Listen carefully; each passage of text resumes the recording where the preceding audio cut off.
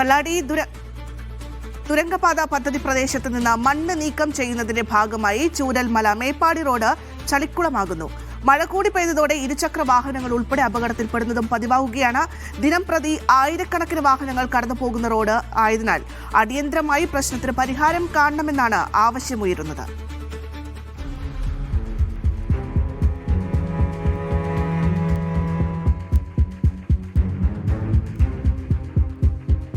വയനാട് ജില്ലയിലെ തന്നെ ഏറ്റവും അധികം യാത്രാ ബുദ്ധിമുട്ട് അനുഭവിക്കുന്ന പ്രധാനപ്പെട്ട റോഡുകളിലൊന്നാണ് ചൂരൽമല മേപ്പാടി മലയോര ഹൈവേ.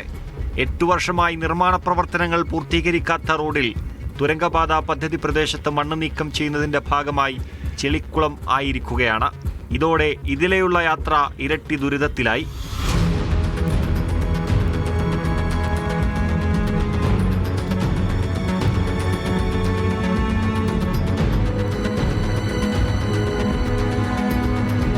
ദിവസവും ആയിരക്കണക്കിന് വാഹനങ്ങളാണ് ഇതിലെ കടന്നു പോകുന്നത്.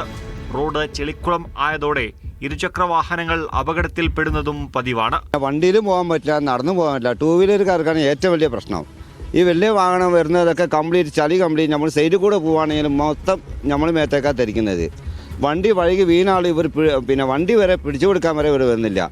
ഇവിടുത്തെ ഉദ്യോഗസ്ഥന്മാരൊക്കെ നോക്കി നിന്ന് ചിരിക്കാന്നല്ലാതെ ഒരു മൈൻഡ് ചെയ്യുന്നില്ല. അവർ തന്നെയാണ് ഈ മണ്ണൊക്കെ കൊണ്ടുവന്ന് ഇവിടെ ഇട്ടിട്ട് പോകുന്നത്. പദ്ധതിക്ക് തടസ്സം വരാതെ മണ്ണ് നീക്കം ചെയ്ത് യാത്രക്കാർക്കുൾപ്പെടെ ബുദ്ധിമുട്ട് വരാതെ പരിഹാരം കണ്ടെത്തണമെന്നാണ് ആവശ്യമുയരുന്നത്. മീഡിയ 1 വയനാട്.